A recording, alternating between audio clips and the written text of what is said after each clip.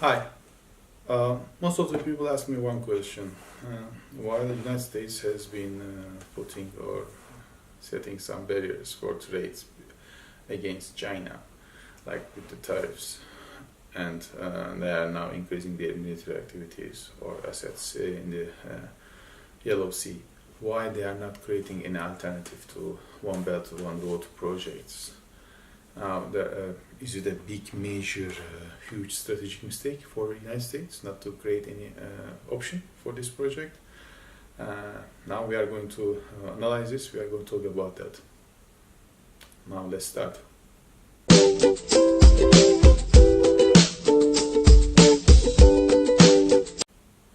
Now, as you know, China has placed a strategy. Now it's within even their constitution that they are going to establish a big, huge project. Development project is called One Road, One Belt, which they are going to pour maybe trillions of US dollars in order to enable this project. The intention of the project not only making roads or establishing secure maritime routes, but also for their, let's say, purchase activities to Europe, but it's also going to guarantee the safe, I will say, resources from the suppliers within the foreign countries. For instance, they are manufacturing a television, they want to sell it to Europe. For this, they need materials, and in China, they are not all the resources, so they have to go to, let's say, to Horn of Africa, Saudi Arabia, or Arabian Peninsula, Turkey, and other countries, Australia, New Zealand, and other countries. And they need to buy all these materials from them, and for this, they need safe routes. And for those purposes, they are now pouring trillions of US dollars to these countries in order to make roads, make railways, secure air flights, and also I would say airports related to those, and also a secure, let's say, maritime routes with a strong navy protection by Chinese vessels. This is what they intend to do.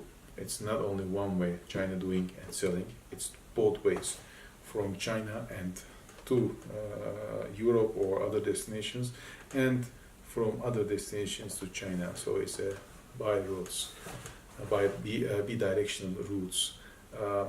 Is it important for China? It's a must project for China if they want to develop the economy and they want to let's say be a global major power in the world. They have to do this project. So why not United States is not considering this project as a threat to their own national security, and like the tariffs that they are putting against Chinese goods and products, why they are not considering to create any, I will say, options or opportunities to other countries in order to attract them from Chinese influence to their own influences. First of all, it's not easy. Yes, United States can print any US dollars they want whenever they want, how much they want, but it's not the case. They are having also some economic problems. They want to grow also normal and steady, like 2% or 2.5% in a year, not like 5 or 6 or 8% like China. And also they know that they cannot do it alone.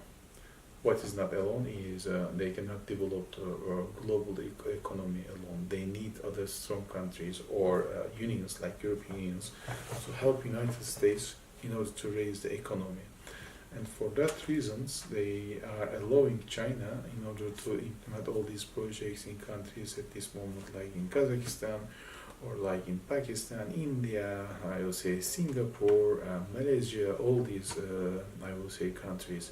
Why? Because if you are looking all the routes and all the projects China intends to help or invest, they are all the routes that are enabling the Chinese companies to transport their goods from China to the via the roads to the ports or to the, I will say, the buyers, and which is very important for China. Let's say one of the latest country who joins the BRI, or One Belt One Road initiative, is Italy. Because of the Italian ports, they can also sell inside the Europe or other European countries, which is a great, I will say, success for China. And since US knows that they cannot do the development of the global economic development alone, they are allowing China to do these projects in order to help these countries to increase the economic activities and develop sustainable growth within their own economies, so that the American companies at least will take some, I would say, piece of the cakes, and they think that it is better than nothing. That's why they are allowing this. But in the long run, whenever I am thinking, yes, it is a direct threat to United States national interests. Because whenever these projects are becoming alive, the contracts dictate the other country, not the China, but the other country, to buy all the Chinese goods, and even the employees or the workers should be from China. And everything should be, as far as possible, everything should be with the Chinese products and manpower. Manpower is not important, but the products are important, because if you are going to establish a Huawei or any other ZNets, let's say, equipments, electronic devices, it means that it needs to be maintained, it needs to be also run for a long time, which means that it's the American or the European companies are not required for procurement activities. So in terms of longer term, whenever I think it's a direct threat to national interests of United States, that's why in that regard, it's I believe also I share the same feelings that it seems like a huge mistake for the United States not to create an opportunity or an option for this one belt one road initiative.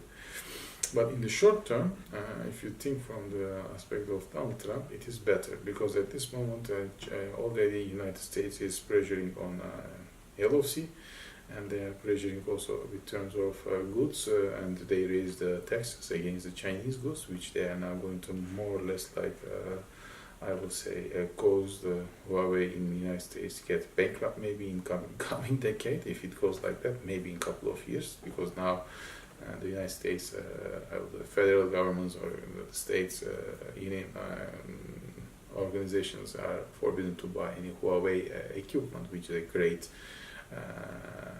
problem for Huawei in the United States to survive, including the private sectors, which are now going to feel a little bit concerned to buy.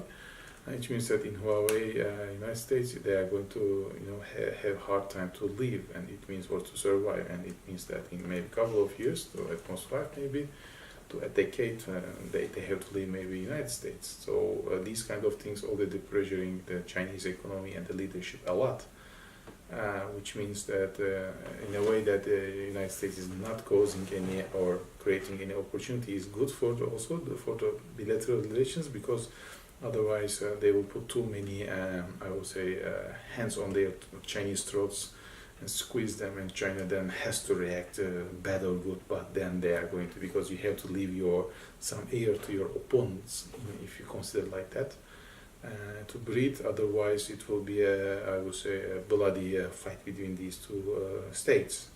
And when the elephants, walk, the others are just crumbled under their feet.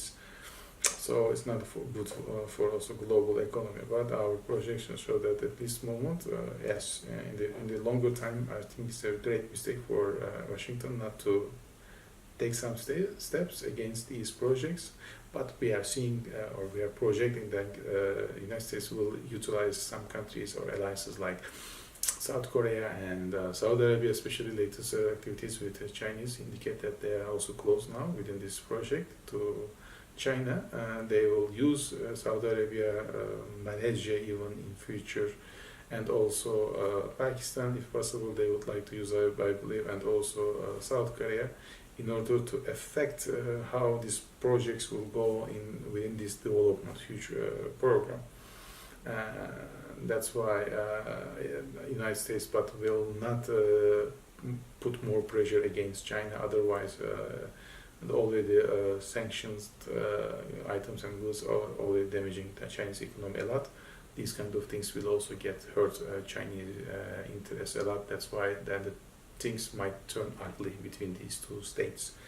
And that's why we don't think that they are going to put a lot of pressure on BRI a lot at this moment. But we do share that in the long term it's a huge strategic mistake also too. If you like the video and the content, please give us a like. And also, we will be happy if you would like to be our, just get member to our channel. At least you are going to subscribe, please. There's a bell over there too. And just hit them, and you are going to get a message from us whenever we have a new info to share with you. So you will keep updated. Thank you for watching, and see you next time. Bye.